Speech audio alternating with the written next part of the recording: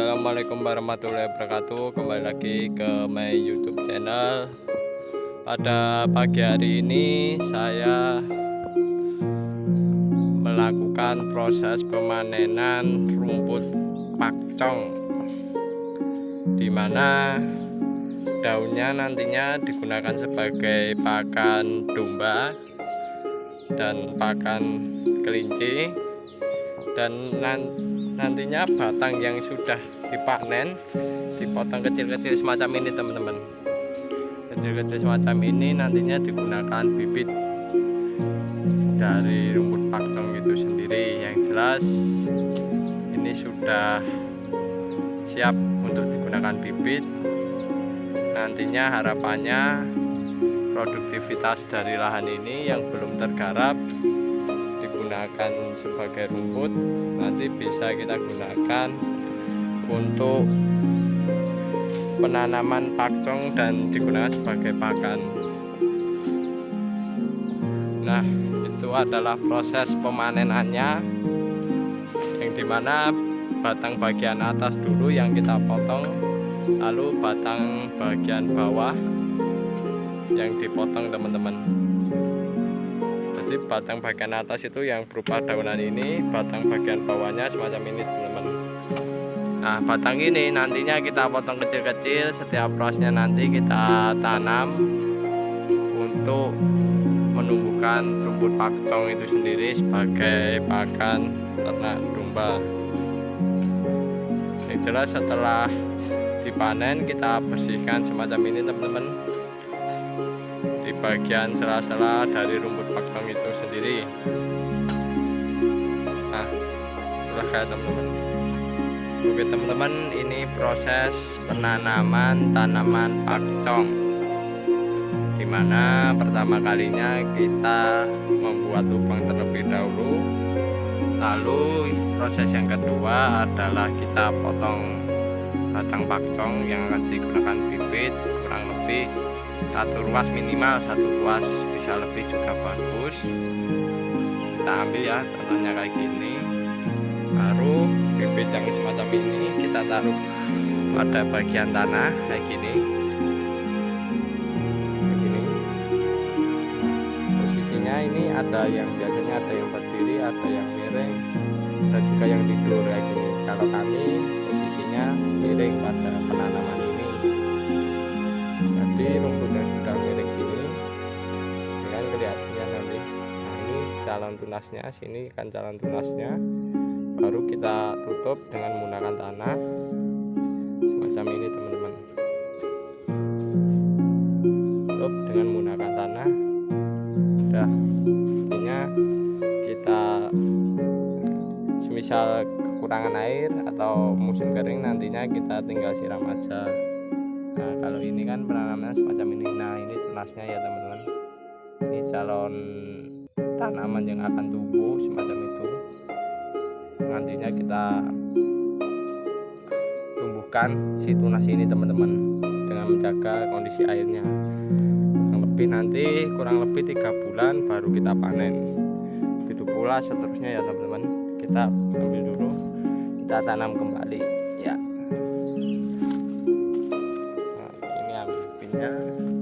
Kita tanam. Nah, ini teman-teman, jangan sampai kebalik ya. Ini kan daunnya kayak gini yang asli.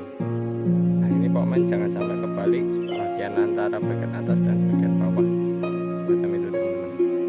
Kita taruh, kita tutup, ini aja udah oke. Pokoknya udah siap lah.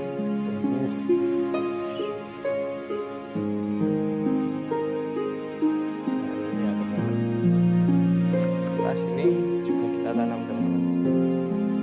Tunasnya kayak gini kita tanam.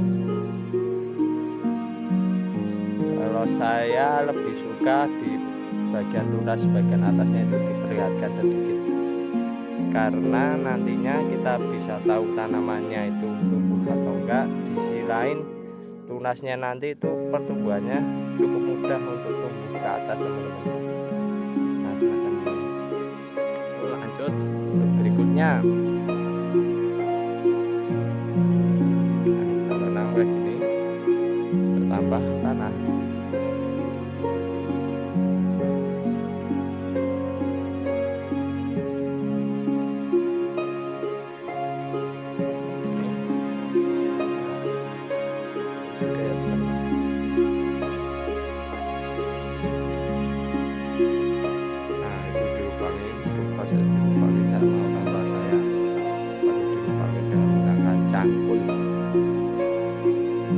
kawan-kawan, ini adalah hasil dari penanaman, di mana tanaman pakcong satu dengan pakcong yang lainnya itu jarak kurang lebih 50 cm. Ini hasilnya kayak gini teman-teman. Lebarnya boleh 45, 50 boleh. Yang jelas ini baru penanaman, satu lari tanaman teman-teman sudah mulai ditanam ya. Ini adalah hasilnya, dan ini tinggal kita nunggu proses mereka stekan pakcong itu tumbuh tunas, dan nantinya tinggal kita beri pupuk, bisa pupuk organik maupun pupuk kimia teman-teman. Sepanjang larikan itu kita beri. Nah, ini adalah salah satu penanaman di antara tanaman-tanaman kemangi teman-teman. Jadi di samping kita menanam pakcong, juga kita menanam tanaman-tanaman yang produktif. Salah satunya ini tanaman kemangi, ini pakcongnya, terus ini kemangi, sini kemangi, nantinya ini produktif, kita panen. Setelah itu kita selesai, pada waktu itu pakcongnya sudah mulai tumbuh semacam itu. Oke teman-teman, semacam ini ya teman-teman. Yang jelas jarak antar tanamannya 50 cm 50 cm. Ini adalah penampakan hasilnya, hasil dari penanaman yang telah selesai teman-teman tuh. Jadi dilihatin sedikit lah mata tunasnya biar mudah untuk tumbuh ya teman-teman. Ini lebih bagus lagi kalau dari penanaman sudah diberi pupuk dasar, pupuk kompos, baru ditambah dengan tanah, itu bagus sekali teman-teman. Macam itu. Ini juga ini teman-teman tuh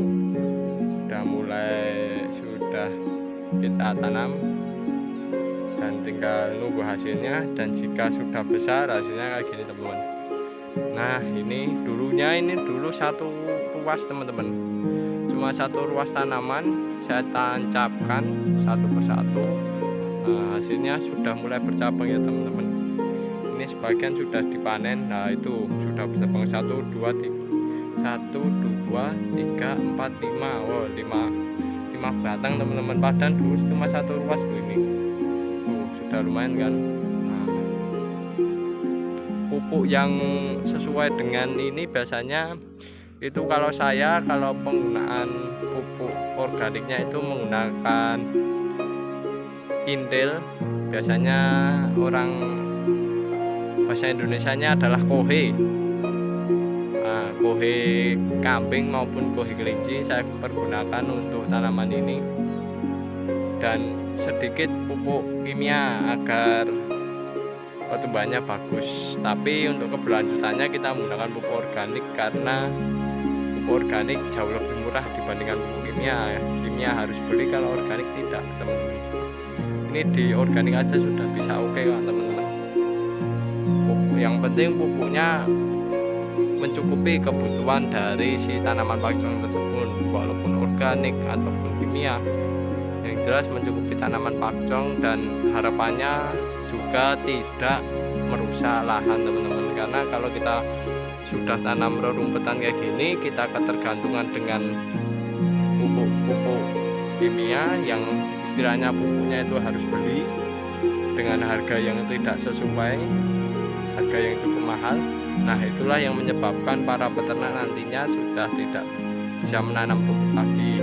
Di sisi lain, kalau penggunaan pupuk yang tidak sesuai, yang sifatnya merusak lahan, nantinya bisa mengakibatkan tanah-tanah itu tidak mampu lagi untuk ditanami tanaman apapun. Harus perlu ada perbaikan semacam itu. Dan yang jelas hasilnya jelas-jelas menurun kalau penggunaannya berlebihan, sifatnya merusak. Untuk itu alangkah baiknya teman-teman bisa menggunakan pupuk organik, pupuk hasil dari kotoran hewan itu sendiri, kotoran ternak gitu kan teman-teman. Itu malah lebih enak teman-teman dibandingkan menggunakan pupuk-pupuk yang sifatnya merusak. Nanti pada akhirnya kita ketergantungan dan tidak bisa menanam rumput lagi. Yang jelas kalau lahannya itu sudah mulai rusak, itu pastinya kita ketergantungan pupuk teman-teman. Maka dari itu mari perlahan-lahan kita jaga tanah kita jaga tanaman kita juga. Yang terpenting hasilnya tidak menurun teman-teman, walaupun pada keadaan yang mencekam, yang penting hasilnya tidak menurun dan oke lah untuk hasilnya bisa dipergunakan atau mencukupi kebutuhan dari ternak-ternak kita. Nah, kelihatan kan teman-teman bagian ujung-ujungnya itu. Nah, itu hasil penanaman kita. Oke teman-teman, sekian dari saya. Yang jelas kurang lebihnya saya mohon maaf. Jika ada kesalahan, kekurangan, mohon dimaafkan. Yang jelas ambil sisi positifnya, tinggalkan sisi negatifnya ya teman-teman. Sekian dari kami. Wassalamualaikum warahmatullahi wabarakatuh.